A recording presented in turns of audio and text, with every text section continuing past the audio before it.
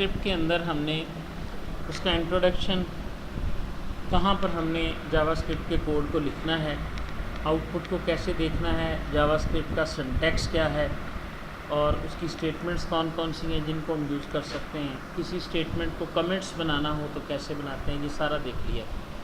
ये एक नया कॉन्सेप्ट था जो हमने इससे पहले नहीं किया था। जावास्क्रिप्ट के अंदर एक नॉर्मल लैंग्वेज की तरह हम वेरिएबल्स को डिक्लेयर भी कर सकते हैं और वेरिएबल्स के अंदर जो है ना वो डिफरेंट किस्म की वैल्यूज़ को भी स्टोर कर सकते हैं। लेकिन जावास्क्रिप्ट की ब्यूटी ये है कि आपको वेरिएबल डिक्लेयर करते वक्त उसकी कोई डाटा टाइप नहीं बतानी पड़ती। आपने लिखा ना variable x is equal to 5, तो इसका मतलब है कि ये x जो है वो एक नंबर बन गया, ठीक है। आपने अगर लिखा x इज़ इक्वल टू कोई स्ट्रिंग लिख दी है आपने, जैसे ये देखें आपने लिखा पाई इज़ इक्वल टू 3.14, तो ये खुद ब खुद एक डेसिमल नंबर बन गया। ये नहीं बताना पड़ा कि ये इंटीजर है, ये जिस तरह C# के अंदर हम फ्लोट है, डबल है, ये नहीं। जो वैल्यू जावास्क्रिप्ट के वेरिएबल में आप देंगे, जावास्क्रिप्ट उसी टाइप का जो है ना वो वेरिएबल क्रिएट कर देगा। यानी इसको हमें फॉर्मली बताने की ज़रूरत नहीं है कि ये वेरिएबल इंटीजर है, ये स्ट्रिंग है या नंबर है या क्या है, ठीक है। नहीं, हाँ जी, ऑटोमेटिक ये आसान किया है ना उन्होंने, ताकि जितनी भी ज़्यादा से ज़्यादा डिक्लेरेशन है वो आसान है। आप देखेंगे कि दूसरी लैंग्वेजेस की निस्बत जो जावास्क्रिप्ट है ये ज़्यादा इजी है कोड करनी, और ये इतनी ज़्यादा रिस्ट्रिक्टिव लैंग्वेज नहीं है कि इसके ऊपर बहुत हार्ड एंड फास्ट रूल्स हैं। पर्सन लिख के आपने जॉन डू लिखा तो ये एक स्ट्रिंग वेरिएबल बन गया।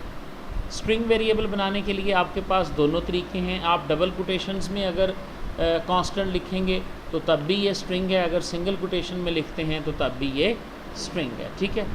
तो इस तरह हम जो है ना वो इनको यूज़ कर सकते हैं। इसी तरह आपने डिफरेंट ऑप्शंस हैं इसके अंदर, मच लाइक अलजबरा देखें जी, price 1 is equal to 5, price 2 is equal to 6, total is equal to price 1 plus price 2। इस तरह ये जैसे हमने मैथ जो है ना वो लिखी हुई है। बाकी वही रूल्स हैं कि जो इसके आइडेंटिफायर्स हैं उनको आप किस तरह से इसके कीवर्ड्स को आप यूज़ नहीं कर सकते, ठीक है जी।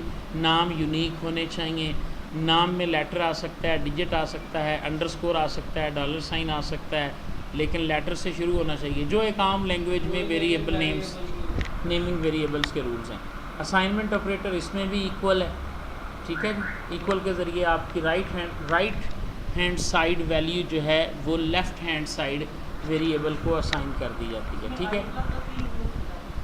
हाँ जी, द इक्वल टू, हाँ जी, equal to operator is written like double equal in JavaScript. इसमें डबल इक्वल का ऑपरेटर भी मौजूद है, ठीक है। This is called assignment operator and this is called equal to, which will a comparative comparison operator which will do comparison between two values on the left and right hand side and will return either true or false। अगर value जो है उनका comparison true same है तो it will return true, otherwise it will return false. Data types की कोई पहचान नहीं है इसके अंदर, ठीक है। जावास्क्रिप्ट के अंदर आप 100, जॉन डू, प्रोग्रामिंग और इसी तरह बहुत सारी चीज़ें, इवन के आप वेरिएबल को जो एलिमेंट देंगे वो उस एलिमेंट को क्रिएट कर देगा। ये इसकी ब्यूटी है। देखें जितने भी एलिमेंट्स होते हैं ना विजुअल प्रोग्रामिंग लैंग्वेजेस के अंदर, हम बटन लगाते हैं ना, ये भी एक क्लास होती है और बटन उसका एक ऑब्जेक्ट बनता है। आप टेक्स्ट बॉक्स लगाते हो, ये भी एक किस्म की एक क्लास होती है। तो यानी पहले से कोड उनका लिखा हुआ है, हम उनका एक ऑब्जेक्ट क्रिएट करते हैं, हमें वो मिल जाता है। तो इसलिए ये जितने भी एलिमेंट्स हम जो है ना वो इसके लगाएंगे, HTML के सारे एलिमेंट्स को जावास्क्रिप्ट एज आ ऑब्जेक्ट डील करता है। और अगर कहीं आपने अपने उस एलिमेंट्स को वेरिएबल के तौर पे लिख दिया तो आप देखेंगे कि वो वही बन जाएगा। जैसे आपने वेरिएबल कार नेम रखा, अब कार नेम एक वेरिएबल डिक्लेयर हो गया, ठीक है। अब जब इसको आप वैल्यू दोगे ना उस वक्त पता चल जाएगा कि ये आपने नीचे लिखा कार नेम वॉल्वो तो ये स्ट्रिंग बन गया, ठीक है। अब आप देखें ये हमारे पास एक ऑप्शन है जिसमें क्या कर रहे हैं, अब वो वेरिएबल को की वैल्यू को हम एक्सेस कैसे करते हैं। यहाँ देखें PID डेमो लिखा मैंने, एक पैराग्राफ है जिसके अंदर कुछ भी नहीं लिखा हुआ, ठीक है। एक मैंने वेरिएबल डिक्लेयर किया है जिसके अंदर मैंने वैल्यू क्या रखी है, वॉल्वो, और गेट एलिमेंट बाई डेमो से उसका इनर HTML चेंज कर देता हूँ, ठीक है। कब? जो वेरिएबल का नाम है। तो आप देखें हमें यहाँ P के अंदर कुछ भी नहीं है, लेकिन यहाँ मुझे P में क्या नज़र आ रहा है? वॉल्वो नज़र आ रहा है। आप देखें कि मैं रन टाइम के ऊपर जो है वो कंटेंट्स जो हैं वो सेट कर रहा हूँ किसके? HTML पेज के। आपकी HTML पेज के अंदर वो कंटेंट मौजूद ही कोई नहीं है, लेकिन उसके थ्रू मैं उसको जनरेट कर रहा हूँ। वन स्टेटमेंट मैनी वेरिएबल्स भी पॉसिबल है जी, एक ही स्टेटमेंट में आप कितने ही वेरिएबल। और फिर मज़ेदारी की बात ये है, आपने वेयर लिखा, पर्सन जॉन डू, ये भी स्ट्रिंग है, ये भी स्ट्रिंग है, ये आपने नंबर डिक्लेयर कर दिया। एक ही लाइन में जितने मर्ज़ी और जितनी मर्ज़ी टाइप के, ठीक है जी, मुख्तलिफ डिफरेंट टाइप्स के भी और मल्टीपल वेरिएबल्स को भी आप डिक्लेयर कर सकते हैं। आप ऐसे भी लिख सकते हैं, ये देखेंगे, variable person John Doe, comma डाल के नीचे आ जाए, car name is equal to Volvo, comma डाल के नीचे आ जाएंगे। एक ही स्टेटमेंट है ये। जब तक सेमी कॉलन नहीं आता, जावास्क्रिप्ट उस स्टेटमेंट को एक ही स्टेटमेंट तस्वर करता है, ठीक है जी। बाकी आपने उसको कर लिया है। हाँ जी, वैल्यू अनडिफाइंड से क्या मुराद है? आपने लिखा वेरिएबल कार नेम, ठीक है। जब तक आप कार नेम को कोई वैल्यू नहीं देंगे तो इसकी वैल्यू में होगा अनडिफाइंड। अगर आप इसकी वैल्यू को प्रिंट आउट करेंगे, आप इसकी वैल्यू को करवा के देखेंगे, ये देखेंगे, ये राइट में है, ये हमने वॉल्वो किया, वेरिएबल कार, यहाँ पर मैंने वॉल्वो की वैल्यू दे दी है, यहाँ पर मैंने कार नेम लिखा और मैंने इनर HTML में क्या दे दिया? कार नेम, ठीक है। तो मुझे क्या नज़र आ रहा है? यहाँ पे लिखा हुआ। फिर अगली बात देखें, आपने क्या किया? If you redeclare a JavaScript variable it will not lose its value. आपने यहाँ पर एक वेरिएबल डिक्लेयर किया। आम लैंग्वेज में जब हम उस वेरिएबल को दोबारा डिक्लेयर करते हैं तो उसकी पिछली वैल्यू ख़त्म हो जाती है, यहाँ पे ख़त्म नहीं हुई। अच्छा, हम ऐसे कर देते हैं इसको, ये लाइन जो है ना, मैं इसको रिमार्क कर देता हूँ। क्या लिखा हुआ है? अनडिफाइंड। मैंने कार नेम वेरिएबल डिफ़ाइन किया है, उसको कोई वैल्यू नहीं दी।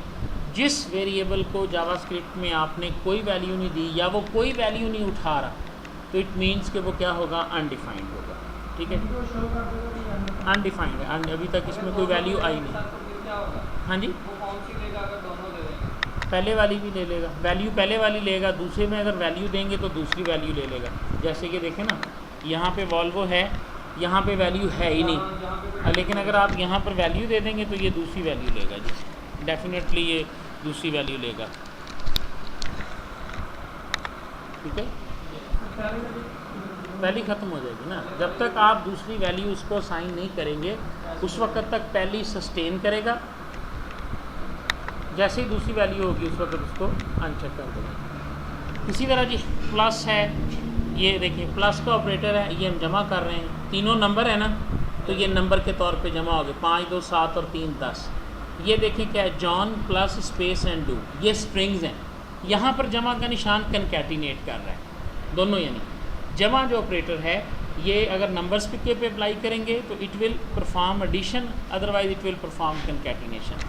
और अगर आप इसको नंबर और इसके ऊपर अप्लाई करते हैं, आपने लिखा 5, अच्छा जब आपने ये डबल कोटेशन में लिखा तो उस वक़्त क्या हुआ? ये उस वक़्त इसका रिज़ल्ट देखें जी, ठीक है, इसने इन दोनों को भी स्ट्रिंग बना दिया। याद रखें ये कास्टिंग हो रही है यहाँ पे, कि बड़ी से छोटी में कास्टिंग। स्ट्रिंग बड़ी डाटा टाइप है, नंबर छोटी डाटा टाइप है। आपने स्ट्रिंग के साथ नंबर को मिलाया तो वो नंबर खुद ब खुद जो है वो क्या बन जाएगा? स्ट्रिंग बन जाएगा, ठीक है। अगर आप नंबर को स्ट्रिंग बनाना चाहते हैं, समझ आ रही है, तो फिर आपको तब्दील करने की ज़रूरत कोई नहीं। लेकिन अगर आपने स्ट्रिंग को नंबर बनाना है देन आपको खुद से कोई फंक्शन यूज़ करके उस स्ट्रिंग को नंबर बनाना पड़ेगा, जैसा कि हम देखेंगे आगे, ठीक है जी। ये डिफरेंट एक्सरसाइजेज़ हैं, इन तमाम को आपने करके देख लेना। इसी तरह इसमें ऑपरेटर्स हैं, इसको पढ़ाने की कोई ज़रूरत नहीं है, सारे ऑपरेटर्स आपने देख लेने हैं, वही रूटीन के ऑपरेटर्स हैं। अगर कोई ऐसा ऑपरेटर आपको नज़र आए जो स्पेशल है, जैसे जमा, तफरीक, ज़रब, तकसीम है, फिर प्लस इक्वल भी है, देन आप डिस्कस कर सकते हैं। अरिथमेटिक में हम कर सकते हैं जी, एडिशन वगैरह, जमा वगैरह। असाइनमेंट है हमारे पास, जिस तरह इक्वल साइन है, ठीक है, प्लस इक्वल, माइनस इक्वल, इनको हम कंपाउंड ऑपरेटर्स कहते हैं, ठीक हो गया। डाटा टाइप्स हमारे पास क्या क्या हैं ये देखें। डाटा टाइप्स में हमारे पास ये 4 चीज़ें हैं, या कोई वेरिएबल नंबर होगा, या कोई स्ट्रिंग होगा, या कोई ऑब्जेक्ट होगा, और या वो एरे होगा। समझ आ गई? यानी अगर हमने एक वेरिएबल लिखा बटन और उसको बटन टैग के इक्वल कर दिया तो वो क्या है, वो ऑब्जेक्ट है। ठीक है, यहाँ पर देखिए हमने लिखा variable cars is equal to, आगे मैंने लिखा सब वॉल्वो एंड BMW, ये एरे है। लेकिन जो नीचे तरीक़ेकार हमने डिफ़ाइन किया, हमने क्या किया, first name colon John, last name colon do. ठीक है, ये लग एरे रही है लेकिन ये एज ए ऑब्जेक्ट एक क्रिएट हो गया। एक्स आपका एक ऑब्जेक्ट बन गया। अगर C++ याद है, C++ याद है तो उसमें आपने स्ट्रक्चर पढ़ा था एक, ठीक है ना, जिसमें हम क्या करते होते थे कि एक वेरिएबल के अंदर मुख्तलिफ़ किस्म की वैल्यूज़ को डाल के फिर उस तरह का। लेकिन ये डायरेक्ट ही देखें, वेरिएबल एक्स, इसमें जो फर्स्ट नेम है वो क्या है, वो जॉन है, जो लास्ट नेम है वो डू है। अब जब आप लिखेंगे एक्स डॉट फर्स्ट नेम या x co dot first name के साथ करेंगे तो आपको जॉन मिलेगा, जब एक्स डॉट लास्ट नेम करेंगे तो आपको डू मिलेगा जी। ठीक है, कंसेप्ट ऑफ डाटा टाइप्स बिल्कुल सिंपल है।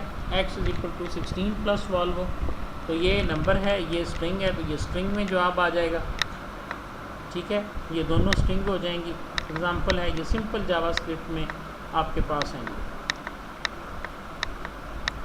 डायनामिक टाइप्स भी हैं जावास्क्रिप्ट में। This means same value can be used as different types. आपने वेरिएबल एक्स रखा, एक्स को 5 दिया, आप एक्स को जॉन कर दिया। जब आपने एक्स को 5 किया तो ये इंटीजर है, उसी एक्स को बाद में आप स्ट्रिंग दे देंगे तो वो स्ट्रिंग वैल्यू ले लेगा। यानी मैंने बता दिया ना सिंपल रूल, जो वैल्यू वही होगा जी। जावास्क्रिप्ट स्ट्रिंग्स होगी, नंबर्स हो सकते हैं, स्ट्रिंग्स हो सकती हैं, बुलियंस भी हो सकते हैं। Variable X is equal to true means ये बुलियन है। बुलियन वेरिएबल जब आप बनाएंगे ना तो याद रखिएगा उसकी दो ही वैल्यू होंगी, या वो ट्रू होगा या वो फॉल्स होगा। जब आप एक वैल्यू उसको दे देंगे, और ट्रू आपने इस तरह से लिखना है, ट्रू जो है ये एक रिजर्व वर्ड है, ट्रू जो है, ठीक है। इसी तरह आप एरे बना सकते हैं, ये एरे बनाइए आपने। इसी तरह आप जो है वो इसके ऑब्जेक्ट्स भी क्रिएट कर सकते हैं। ठीक है, variable person, first name, last name, age, eye colour, ये एक ऑब्जेक्ट बन गया पर्सन का। इसको अब आप एक्सेस कर सकते हैं, इस पर मज़ीद हमारी बात होगी, बहुत आसान है ये। टाइप ऑफ ऑपरेटर, जिस तरह सी में था साइज़ ऑफ ऑपरेटर और टाइप ऑफ ऑपरेटर, ठीक है जी।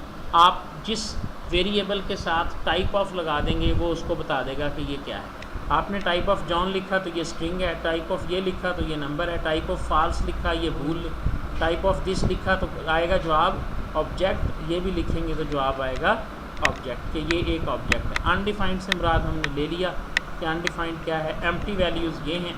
अब आपने लिखा value car is equal to double quotation, ठीक है। अब ये स्ट्रिंग दे दिया आपने, ये अनडिफाइंड नहीं है, आपने वैल्यू दी है लेकिन string with zero length, string with, अगर हम ये लिख देते वेरिएबल कार और आगे सेमी कॉलन, देन ये अनडिफाइंड था। लेकिन अब हमने लिख दिया variable car equal double quotations और उसमें लिखा कुछ नहीं, तो इट मीन्स कि ये स्ट्रिंग है लेकिन एक एम्प्टी स्ट्रिंग है जो कि बिल्कुल खाली है। हाँ जी, इसके ज़रिए आप इसको नल भी लिख सकते हैं। Person is equal to null, ऐसा वेरिएबल जो कि नल है। नल और चीज़ है, अनडिफाइंड और चीज़ है। समझ आ रही है? ये भी फ़र्क ध्यान में रखना है, क्योंकि इनसे पर्सन अनडिफाइंड करेंगे तो ये undefined. What is the difference between null and defined? Type of undefined करेंगे तो अनडिफाइंड आएगा, टाइप ऑफ नल करेंगे तो क्या आएगा? ऑब्जेक्ट। क्योंकि आपने उसको वैल्यू दिया। नल जो है इट मीन्स कि ये तो ऑब्जेक्ट बन चुका है। इसी तरह फंक्शंस हम कैसे लिखते हैं ये मैंने आपको कल करवाया था कि फ़ंक्शन लिखने का सिंटैक्स क्या है। हम लफ्ज़ फ़ंक्शन लिखेंगे, आगे फ़ंक्शन का नाम लिखेंगे, आगे डबल पैरेंथेसिस लगाएंगे। अगर उसमें कोई पैरामीटर्स हैं तो वो लिख देंगे। कोई ज़रूरत नहीं पैरामीटर की टाइप और वैल्यू बयान करने की कि इसकी वैल्यू कौन सी है। ठीक, सिंपल तरीन रूल है, बिल्कुल सिंपल तरीन रूल। आप जस्ट जो है ना वो टाइप कर दें कि फंक्शन, ठीक है, माई फंक्शन, और ये अगर पैरामीटर्स हैं तो लिखते हैं P1, P2, ये वैल्यूज़ इसको मिल जाएंगी। ठीक है जी, और यहाँ पर जो मर्ज़ी कर दें। ये फंक्शन आपका वैल्यू रिटर्न करता है तो रिटर्न लिख दें। अब आप देखिए मैंने रिटर्न लिख दिया P1 + P2, ऐसे ही सिंपल, खुद ब खुद सारा कुछ हो गया कि P1 P2 कोई नंबर है, या P1 P2 अगर स्ट्रिंग होगा तो कंकैटिनेट होकर वापस चली जाएगी, P1 P2 जो है नंबर होगा तो जमा होकर वापस चले जाएगी। यानी आप देखें कि इसकी डेफिनेशन में कहीं मैंने ना पैरामीटर्स की टाइप को डिफ़ाइन किया, ना इसकी रिटर्न टाइप को मैंने डिफ़ाइन किया कि ये फ़ंक्शन फ़लाँ किस्म की वैल्यू जो है वो रिटर्न करेगा। समझ आ रही है ना बात?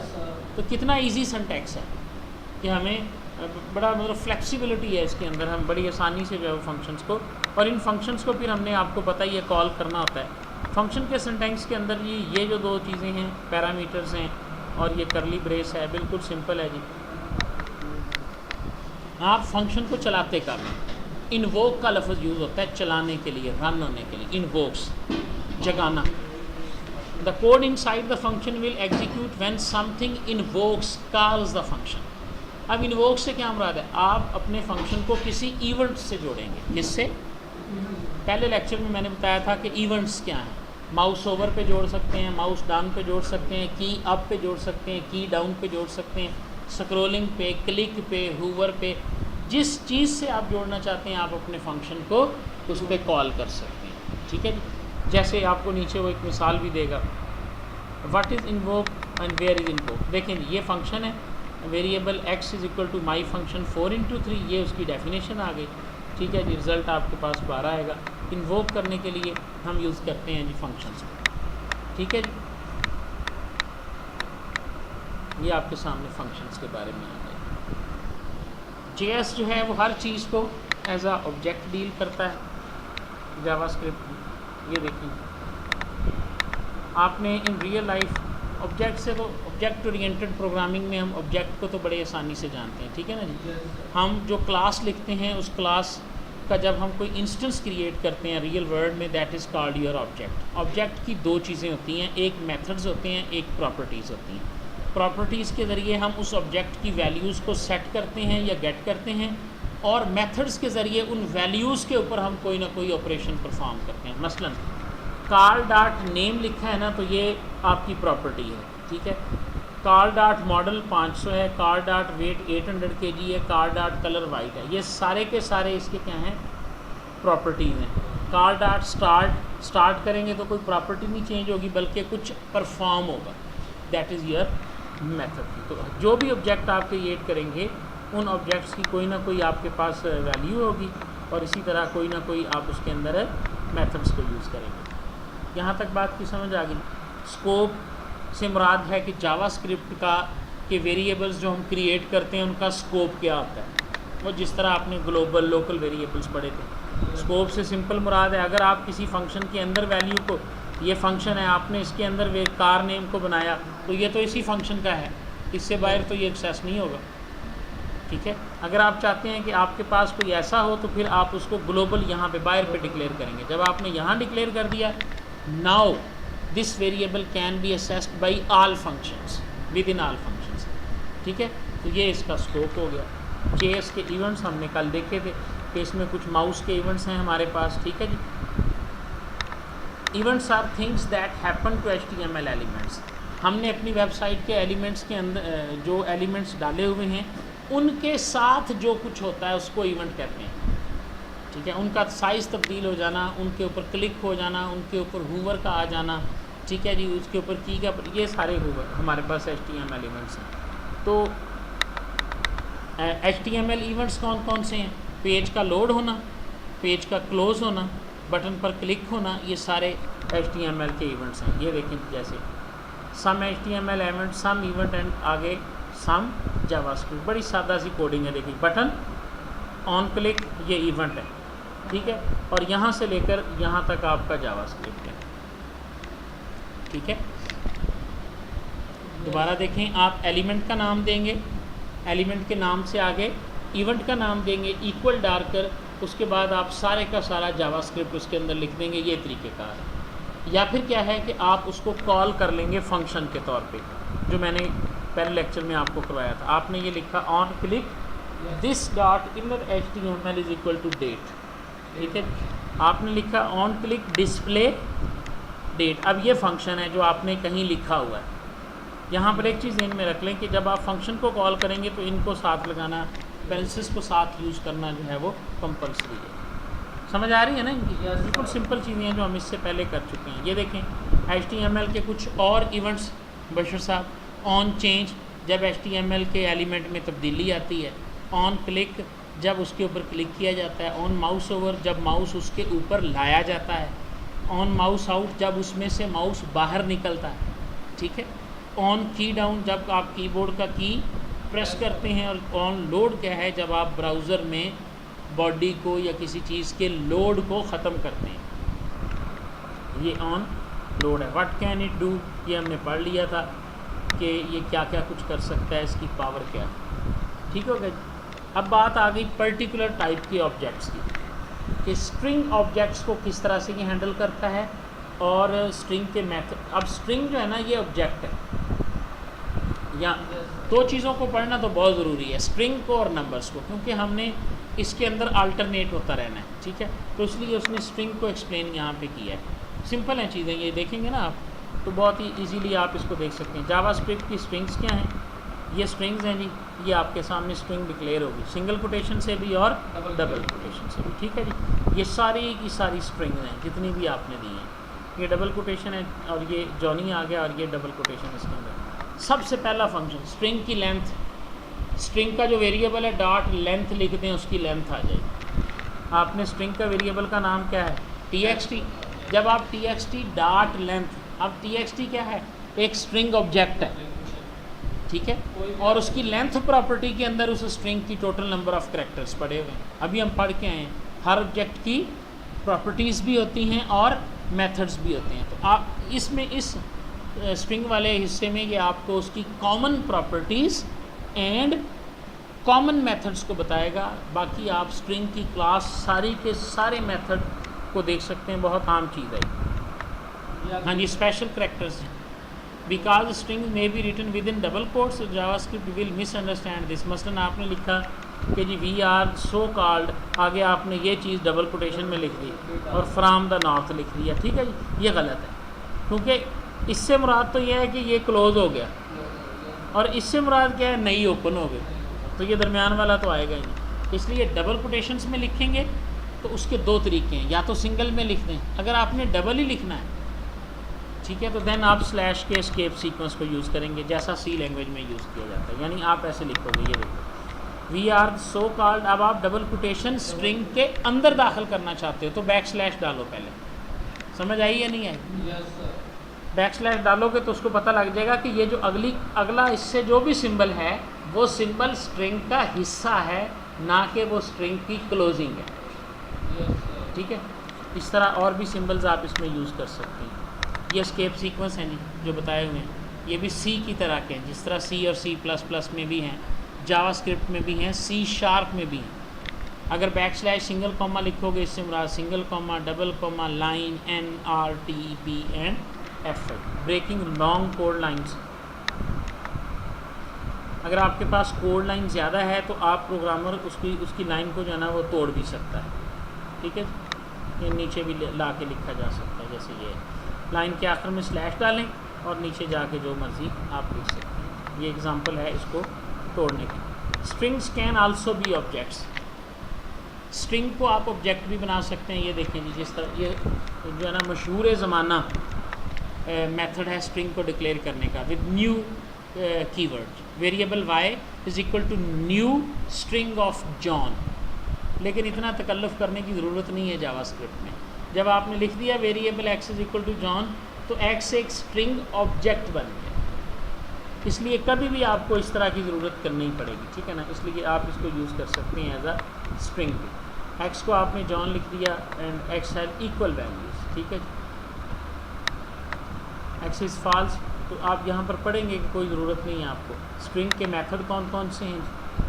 ठीक है, ये स्ट्रिंग के कुछ मेथड्स आपको बताएगा। मसलन स्ट्रिंग की लेंथ है जी, और finding a string in a string. अगर आप एक स्ट्रिंग के अंदर तलाश करना चाहते हैं दूसरी स्ट्रिंग को तो ये है इन str and POS, index of function है, इंडेक्स ऑफ। अब देखो आपने क्या लिखा, str dot index of locate. अब ये भला क्या होगा, अगर लोकेट का लफ्ज़ उसमें मौजूद होगा ना तो वो लोकेट का लफ्ज़ जितने नंबर पे है ना वो रिटर्न कर देगा। अब लोकेट कहाँ पर मौजूद है, 1 2 3 4 5 6 7 एंड 8 से शुरू हो रहा है ना, तो पोजीशन के पास क्या आ जाएगा, 8। अच्छा, अगर आपने एक स्ट्रिंग को तलाश किया वो मौजूद ही नहीं है तो पोजीशन में क्या आएगा, 0। तो इट मीन्स ये स्ट्रिंग तलाश करने का तरीका होगा। एक ही वो तो करैक्टर है ना, space is as a character. आपने ट्राई इट किया, उसने कहा जी 7 है ये, ठीक है, ये 0 से शुरू कर रहा है, सॉरी 0 से, 0 1 2 3 4 5 6 एंड 7 से लोकेट शुरू हो रहा है ना। अब मैंने एक स्पेस और दे दी, अब ट्राई किया, ठीक है, नहीं सी रिज़ल्ट नहीं ना किया था, ये देखें 8 आ गया, ठीक है। अब मैंने लोकेट को इसमें से वैसे ही डिलीट कर दिया, सी रिज़ल्ट किया, ट्राई किया तो क्या आया, क्योंकि लोकेट इसमें एक और जगह भी मौजूद है, इसको भी डिलीट कर दिया, स्पेस एंड ट्राई किया तो -1। जब पोजीशन की वैल्यू अगर वो मौजूद नहीं होगा तो वो -1 बेचेगा, क्योंकि 0 तो इंडेक्स है, 0 तो पहले इंडेक्स है ना, 0 जिस तरह आम एरे में 0 इंडेक्स होता है। समझ आ गई? ये हो गया इसको तलाश करने के लिए। असल में ये बिल्ट-इन फंक्शन होते हैं, ये बिल्टन है सारे, जिस तरह हम बेसिक के अंदर वो यूज कर लेते हैं एवरेज और ये इंडेक्स है, ये लास्ट इंडेक्स है, इंडेक्स ऑफ और लास्ट इंडेक्स ऑफ को आप यूज़ कर लीजिएगा। Searching a string in a string, search का फंक्शन भी मौजूद है, ठीक है, ये भी पोजीशन ही देगा, इंडेक्स से भी आप फाइंड कर सकते हैं। एक्सट्रैक्टिंग स्ट्रिंग, आपके पास एक स्ट्रिंग है, उसमें से आप दूसरी स्ट्रिंग को निकालना चाहते हैं, 3 कमांड्स हैं, स्लाइस के साथ, सब स्ट्रिंग के साथ एंड सब str के साथ, ठीक है जी। तीनों मेथड से आप जो है वो बड़ी आसानी के साथ एक स्ट्रिंग में से दूसरी स्ट्रिंग निकाल सकते हैं। सिर्फ एक एग्जांपल, str स्लाइस 7 व 13, क्या मतलब 7 नंबर इंडेक्स से लेकर 13 तक, ठीक है। और इसी तरह डिफरेंट हमारे पास मेथड्स हैं, ये डिफरेंट मेथड्स हैं जी, सारों को ट्राई आउट करना है, सबको देखना है। उसके बाद आ गया जी नंबर्स के ना मैं मेथड पढ़ाऊँगा, ना मैं नंबर्स को एक्सप्लेन करूँगा, बिल्कुल उसी तरह जिस तरह स्ट्रिंग है उसी तरह ये नंबर, ठीक है। और इसी तरह हमारे पास ये मैथ है, जिस तरह सी के अंदर आपने math.h पढ़ा था, फिर मैथ के बहुत सारे फंक्शंस हैं, इसी तरह इसके अंदर जो मैथ ऑब्जेक्ट है आपका, जो मैथ की क्लास है, जैसे math.random, ये एक रैंडम नंबर जनरेट कर देगा, math.min, आगे आपने नंबर दिए, ये उसका मिन बता देगा, ठीक है। ये सारे मैथ के राउंड फंक्शन है, सील फंक्शन है, फ्लोर फंक्शन है, कॉन्स्टेंट्स हैं, तो आपको इसकी भी ज़रूरत पड़ सकती है। इसी तरह जब आप डेट्स को डील करेंगे तो डेट्स के लिए अलहदा एक डाटा टाइप कह लें या आप ऑब्जेक्ट टाइप कह लें, ठीक है। ये देखें जी, जावास्क्रिप्ट की जो डेट है उसका मेथड बता दिया उसने, ठीक है। इसको वो नंबर के तौर पे भी ले सकता है, इसको जो है वो डेट के तौर पे, ये सारी चीज़ें जो है ना आपको करनी पड़ेंगी। ये देखेंगे, आपने कहा उसको get element inner HTML date, तो डेट का फंक्शन मौजूदा डेट वहाँ पे शो कर देगा। देखें जी, आज की डेट आपको नज़र आए, आपने क्या लिखा, डेट, ये आपने P बनाया, जिसको खाली छोड़ा, यहाँ पर P को चेंज कर दिया जावास्क्रिप्ट के ज़रिए, ठीक है। तो वहाँ पर आपको मौजूदा, और देखें कितनी लंबी चौड़ी डेट नज़र आती है। फिर इसके डिफरेंट फॉर्मेट्स होंगे, आप जाकर नीचे देखेंगे कि इनको मुख्तसर कैसे शो कर सकते हैं, ठीक है। डेट का ऑब्जेक्ट क्रिएट हो सकता है बहुत आसान तरीके से। ये डिफरेंट मेथड्स हैं डेट को बनाने और एक्सेस करने के। जस्ट आपको नौहा होना चाहिए कि इसमें हम डेट्स को लहदा से भी, ये डेट के फॉर्मेट्स आ गए, ठीक है जी। और इसी तरह हमारे पास ये जो है वो आप देखें डेट्स के मेथड्स हैं, समझ आ रही है जी? yes, ओके जी। इसी तरह आगे आ गया जी कि डेट की एरे जो है वो हम किस तरह से बना सकते हैं, एरे, ठीक है। एरे आम है, जिस तरह आम लोग बनाते थे आप, डिफाइनिंग एरे, लेकिन इसको डिफ़ाइन करना, यूज़ करना बड़ा आसान है। आपने लिखा वेरिएबल कार्स, तो ये 3 बन गए, ठीक है। कार ऑफ 0 पे पड़ा है SAAB, कार ऑफ 1 पे पड़ा है वॉल्वो, और कार ऑफ 2 पे क्या पड़ा है। और अब आप देखें, आपने इनर HTML के आगे क्या लिखा, कार्स, पूरी एरे का नाम लिख दिया, सारी चीज़ें प्रिंट हो जाएंगी, जितने भी उसके कंटेंट्स थे ना, वो सारे के सारे कंटेंट्स जो हैं वो वहाँ पर प्रिंट हो जाएंगे, पूरी एरे। ये देखें, कॉमे के साथ खुद ब खुद प्रिंट हो गए, वरना सी के अंदर हमें वो लूप लगा के इंट आई करके तो फिर उनको एक एक को करना पड़ता था। ये हो गया इसकी एरे। इसकी एरे में ना एक और ख़ूबसूरती है, वो खूबसूरती क्या है वो देखिए। हाँ जी, char of 0, char of 1, char of 2, वो इंडेक्स के ज़रिए, इंडेक्सिंग के ज़रिए ये एरे होती है ना। लेकिन इसमें एक ज़बरदस्त चीज़ ये है कि इसमें जो है ना वो आप एरे एलिमेंट जो है ना उसके साथ जो है ना वो आप नाम को शो कर सकते हैं।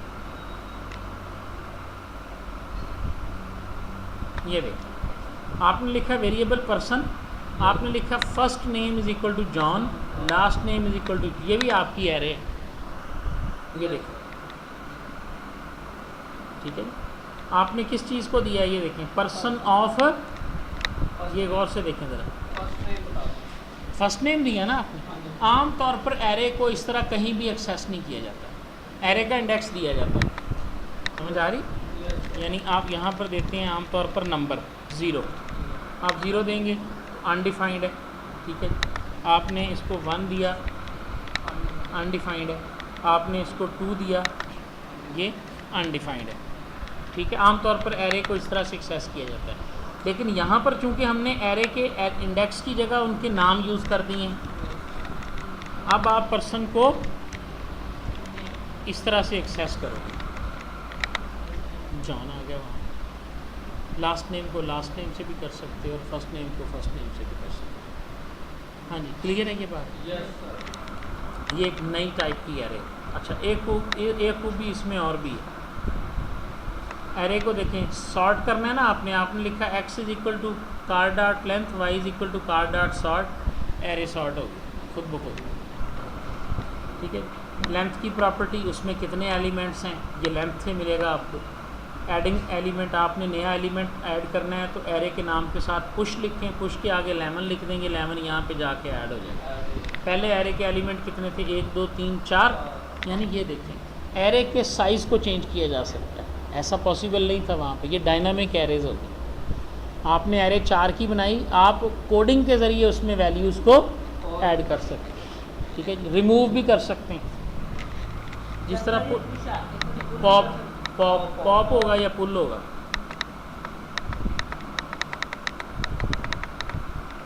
और ये उसी तरह आपके पास जो है ना वो एलिमेंट्स आ गए फार लूप के ज़रिए, ठीक है। ये लूप को उसने देखें जी बनाया, ये देखें जी बनाना ऑरेंज, ये था, बहुत ही ज़बरदस्त कोड है, इस कोड को समझना बहुत ज़रूरी है। ये देखें कंट्रोल C, इसको मैं यहाँ पे ला के आपको समझाता हूँ। ये देखें ये कोड क्या कर रहा है, फ्रूट्स है, वेरिएबल है, टेक्स्ट है, एफ लेन है और आई है। फ्रूट्स के अंदर आपने बनाना ऑरेंज एप्पल और मैंगो रखा, फ्रूट्स की लेंथ कितनी होगी 4, क्योंकि कितने एलिमेंट है 1 2 3 4। एफ लेन में क्या चला गया 4, आपने 0 से लेकर 4 तक लूप चलाई, 0 1 2 3 तक ये जाएगी, 0 1 2 3, क्योंकि लेस देन 4 लिखा हुआ है। क्यों जी, समझ आ रही? उसके बाद आपने क्या किया, ये देखें आपने टेक्स्ट में लिखा UL, ओके, और इस टेक्स्ट में क्या लिखा -UL, ठीक है। और इसके अंदर क्या डाल रहे हैं कि टेक्स्ट के अंदर आप LI fruit of I, LI fruit of I. जब ये पूरी लूप चलेगी, ये देखना, जब ये इतनी लूप चलेगी ना तो पता क्या जनरेट हो जाएगा, UL नीचे LI आगे बनाना, फिर LI बंद, फिर LI आगे ऑरेंज, फिर LI बंद, फिर LI आगे एप्पल, ये वाला सारा कुछ हो गया। ये सारी चीज़ किस में चली गई, टेक्स्ट नाम के वेरिएबल। नहीं समझ आई ज़मीर? इसको चला कर देखें आप, अलग-अलग एग्जीक्यूट करके देखें आप। टेक्स्ट की वैल्यू पहले क्या है, ये देखें, टेक्स्ट की वैल्यू UL है ना, तो इसका मतलब है ये डबल कोट में, ये मैं टेक्स्ट की वैल्यू को शो कर रहा हूँ, ठीक है। ये टेक्स्ट है, इक्वल टू, तो यहाँ पे लिखा जाएगा ब्रैकेट शुरू UL, ऐसे ही। अब आगे लूप चली 0 टाइम से लेकर 3 तक, text plus equal to LI, ये लफ्ज़, ठीक है। प्लस इक्वल से क्या मुराद है, कनकैटिनेट कर दो, कनकैटिनेट हो गई LI, हो गई कनकैटिनेट। हाँ कहाँ 3 नहीं मेंशन, लेकिन ये हमने क्या कहा है, फ्रूट डॉट लेंथ, तो FL में क्या आ गया, लेंथ आ गई ना। लेंथ कितनी है 1 2 3 4, तो यहाँ अब 4 है ना, 4 दफ़ा ये चलनी है, 0 1 2 3। जब ये पहली दफ़ा चली तो देखें क्या हुआ, इसमें UL था, साथ LI मिला, फिर प्लस फ्रूट्स ऑफ I, यानी फ्रूट ऑफ 0 क्या है, बनाना, लिखा गया बनाना, ठीक है जी। उसके बाद क्या हुआ, /LI क्लोज हो गई, ऐसे ही। अच्छा, फिर दूसरी लूप चली, दूसरी लूप में क्या है कि जो पहले वाला टेक्स्ट है उसके साथ फिर LI को ऐड कर दो, ठीक है। LI ऐड हुई और इस दफ़ा क्या आया, ऑरेंज, ठीक है जी। और /li जो है वो बंद हो गई। इसी तरह ये चारों को लिखेगा और आखिर पे जब ये बाहर निकलेगा तो आखिर पे क्या लगा देगा, ठीक है जी, ऐसे ही। और यहाँ पे कोटेशन बंद कर देगा। तो टेक्स्ट वेरिएबल में आपका पूरा एक यूएल का टैग बन गया। आई समझ बात कि नहीं? आप आ गई ना? अब इसको उसने इनर HTML में दे दिया। क्या दे दिया? और इनर HTML क्या करती है? जो कुछ होता है वो आपकी HTML में शो करवा देती है। ये देखिए ना, यहाँ पर क्या था, P और P, इसमें क्या था, खाली है ये, ठीक है। यहाँ पे क्या लिस्ट शो हो रही है। लिस्ट कैसे जनरेट हुई?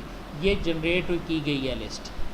जिस तरह हमने कहा था कि HTML can change the contents of your HTML page. बात समझ में आई? इस तरह जो है ये हमारे पास क्रिएट हो। आगे देखें जी आप,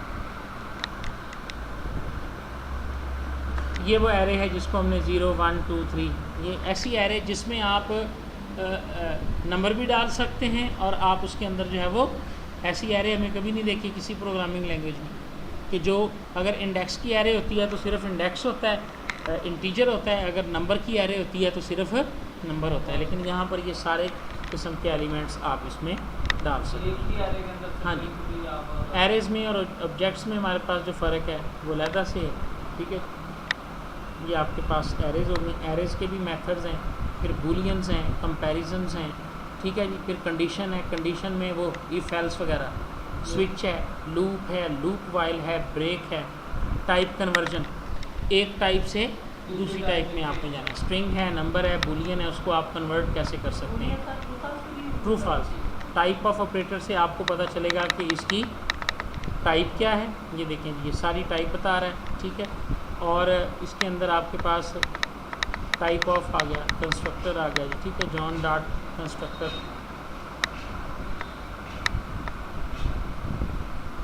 टू स्ट्रिंग में तब्दील करने के लिए, ठीक है। और इसी तरह इसमें आपको पार्स इंट के नाम का एक मिलेगा, to exponential, to fixed, to precision, ये मुख्तलिफ हो गए। टू स्ट्रिंग से स्ट्रिंग में जाएगा, टू एक्सपोनेंशियल से एक्सपोनेंशियल नंबर बन जाएगा। बूलियन को कन्वर्ट करना होगा तो आप फाल्स डॉट टू स्ट्रिंग, ये स्ट्रिंग बन जाएगा, ठीक है जी। String into date, date dot to string, date जो है वो स्ट्रिंग बन जाएगी। ये फंक्शन आ गए जी सारे, ठीक है जी। Get date, get day, get full year, एक डेट में से दिन निकालना हो, ईयर निकालना हो, ये सारे फंक्शन हैं। स्ट्रिंग को नंबर बनाना हो तो नंबर इंटू 3.14, ये 3.14 स्ट्रिंग है, इसका नंबर बना देगा, ठीक है जी। 98, 99 और 98 है, इसको भी डिफ़ाइन कर देगा। Parse int and parse float, ठीक है जी। और ये सारे के सारे ऑपरेटर्स हैं जो कि नंबर को स्ट्रिंग, स्ट्रिंग को नंबर, डेट को स्ट्रिंग और स्ट्रिंग को डेट बना सकते हैं, बूलियन को स्ट्रिंग बना सकते हैं, स्ट्रिंग को, ये डिफरेंट टाइप की कन्वर्जन्स है। जिस किस्म की कन्वर्जन चाहिए हो आप इसमें देख सकते हैं, आपको ये वैल्यूज़ जो है ना वहाँ पे नज़र आएंगे। यहाँ तक बात की समझ आ गई, ठीक है जी। ये डिफरेंट किस्म के मेथड्स हैं, डिफरेंट किस्म की वैल्यूज़ हैं। ये पूरी जावास्क्रिप्ट की एक कोर लैंग्वेज है कि इसमें ये हम चीज़ें कैसे कर सकते हैं। जिस तरह आम लैंग्वेज के अंदर लूप्स हैं, वेरिएबल्स हैं, एरेज़ हैं, वही सेम कॉन्सेप्ट्स हैं, लेकिन यहाँ तक आपको ये करना पड़ेगा, पढ़ना पड़ेगा। एक एक पेज, एक एक फंक्शन आप राइट करके देखेंगे तो आपके जहन में आ जाए कि इसमें क्या क्या कैपेबिलिटी है। याद रखना पॉसिबल नहीं होता विदाउट प्रैक्टिस। आपको पता हो कि ये वो कर सकता है, फिर आप इसको देखें, देख के सिंटैक्स को जो है ना वो आप यूज़ कर सकते हैं।